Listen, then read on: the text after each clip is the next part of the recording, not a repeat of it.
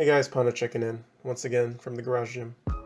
As the title of the video states, I'm going to be showing you guys a new workout implement that hopefully I'll be using more often in the future. This is the first time I've ever used it, as evidenced by my Bambi on ice, my lack of balance and lack of coordination, as you can see in the beginning of this video.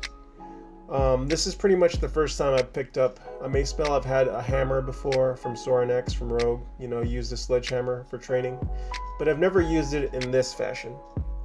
As you can see here, I'm just trying to get a bearing on the, just to get a feel of it, just to kind of get my motions, my swings, trying to coordinate my core with my arms, and definitely, it's a whole body movement.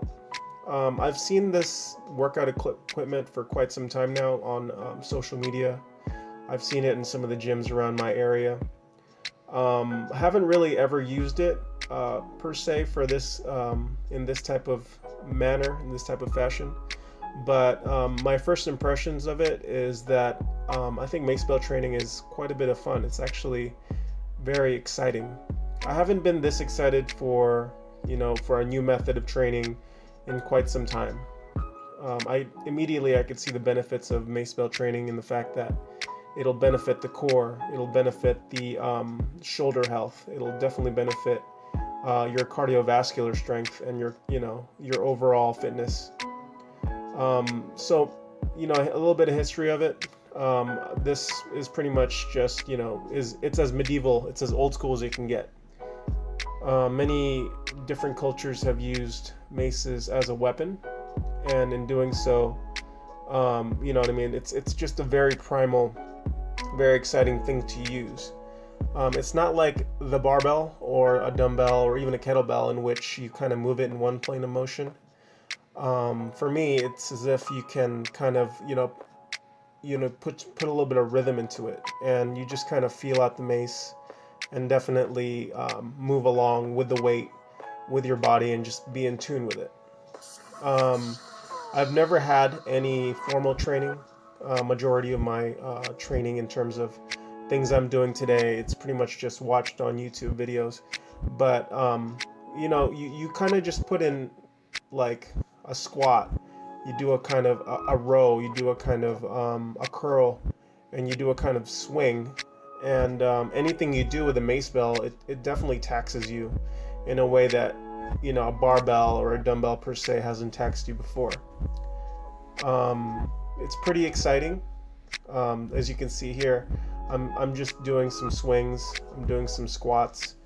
The initial motion that I tried to learn was the 360 swing, but unfortunately I'm definitely not acclimated to the weight. I thought I was strong enough. This is a 20-pound bell, but I probably should have went with a 10 or a 15-pound bell in order to start with. It's definitely hard to just jump right in and jump to a 20.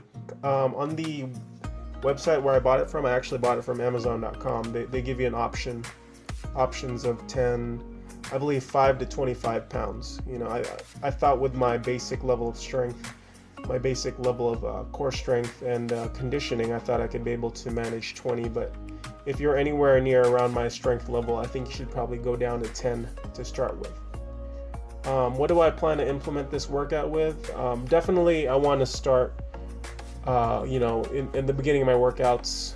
I want to add it to HIIT training. I want to add it to some unconventional lifting. This is it's 20 pounds, so you could pretty much bring it anywhere. You could bring it outdoors. You could train it in a group.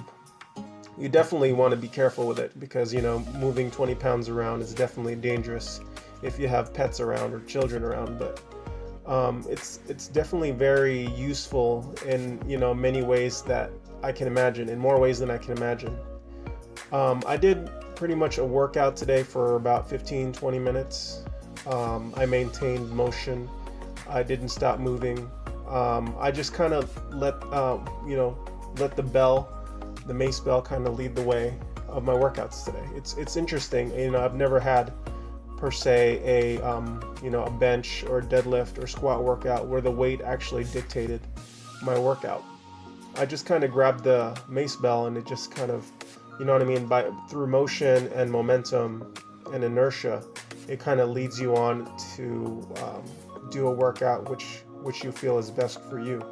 You could, you know, definitely pass the time. You could do this for HIIT training. You could do 1 minute on, 30 seconds off. As you can see right here, I've done, you know, only a minimum of maybe 6 different movements, but I've been able to continuously switch things up for whatever my goals are. Another benefit I see that the Macebell training does have is that it definitely, you know, gets you mobile, gets you. It's not like, you know, a press, a row, or a lift, but you know, you're definitely opening up your shoulder blades. You're definitely getting deep into that squat, and you're definitely rotating those abdominal muscles in your core, and you're bracing against that, you know, that weight. Anyways, that's pretty much my initial, you know, my initial thoughts and feelings of the Macebell. Wanted to guys bring you a following workout today. Today is January 12th, 2018. I'm still kind of saying 2017 here and again.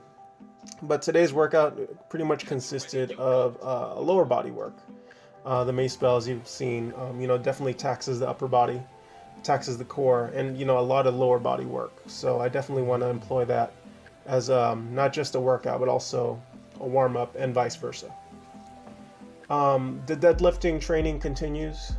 A lot of you guys have seen my last video, know that I'm pretty much still recovering, but you know, I'm not out of the woods yet, but my recovery from the piriformis syndrome I've been dealing with has made leaps and bounds. Actually, I'm actually a lot more mobile, more flexible.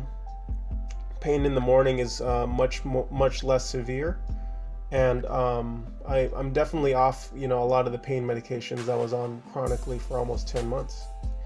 So I'm pretty much just kind of rebuilding my strength from the bottom up. As you can see here, most of my lifts, if not all my lifts, are done beltless.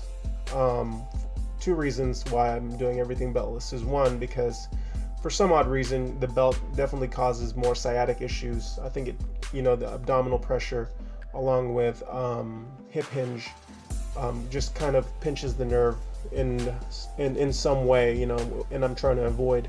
The pain is definitely getting better, but right now anything that will aggravate the sciatic nerve I'm trying to avoid as much as possible. Another reason why I don't want to start wearing a belt yet is I definitely want to build up my strength levels to at least where I was, you know, to at least to a satisfactory level, to where I could rep maybe 3 plates without pain, just to strengthen my core. I feel like when I was having the sciatic pain and the hip pain and the lower back pain, my core strength definitely has gotten a lot weaker. And that's definitely one thing I want to get stronger in order for me to avoid a lot of injuries. I definitely want to build up my strength level again before I want to start supporting it with braces, belts, and things of that nature. As you can see here, I'm doing a little bit of conventional work. I haven't been able to do conventional work, but now that my flexibility is getting better, I am, but I definitely have to do it from an elevated platform, so I'm doing quite a bit of rack pulls. Rack pulls definitely do help, you know, since my flexibility isn't there yet, but definitely getting better. At the end of my workout today, just wanted to do a little bit of chains, have a little bit of fun. Today, the word of the day was unconventional. You know, chains is definitely something else that makes things a little bit more fun. Wanted to talk a little bit about, you know, keeping things fresh. I've been lifting for about, you know, a little bit over 12 years now. I'm 31 years old, and I've been lifting ever since I was 16. So that would actually, you know what, actually I've been lifting for about 15 years now, since I was in football in high school. And things do get boring. A lot of times, you know, working out definitely seems like a chore. But you got to do what makes things fun and entertaining for you. You got to do new things. You got to try new implements. I've been training alone in my gym for the majority of the time. 90% of the time, I definitely work out by myself. I definitely have people that come over But you know, I definitely prefer to work out solo dolo for most of the time, but oftentimes it does get boring. And anything that could pique your interest, make things a little bit more fun for you, like chains, like Macebells, unconventional training like kettlebells, battle ropes, you know, putting workouts into a timer. You know, you got to step out of your comfort zone and give it a try. I can't see myself as being the 50-year-old in the gym or the 70-year-old in the gym. Actually, it would be a goal in my life to be the 7-year-old in the gym. But I don't want to be the 50-year-old in the gym doing the same lifts I was doing since I was 15 years old, benching the same amount of weight over and over again. You always have to be switching up your goals. My goals definitely might not be the same as those that you're aspiring for, but as long as I'm having fun and as long as you're enjoying the process, I think that makes everything worthwhile. Anyways, guys, that's pretty much my workout vlog for the day. If you guys are interested in Macebell training, you know, there's definitely a lot of resource online in order to figure out what's best for you. Again, I got the 20-pound weight. I suggest that you guys stick with 10 to 15 if you're just starting, 10 to 15 if you want to avoid injury, and definitely work your way up from there. Anyways, guys, I wanted to thank you guys again. I did hit my 7,000 subscriber mark today, you know, coming back from not making any videos for almost a year. I feel like that's a great accomplishment, and I thank you guys for subscribing, and I thank you guys for sticking around and liking and watching and commenting on my videos. Alright guys, lift something heavy. I'll see you guys next time. And please like, share, and subscribe. Peace out.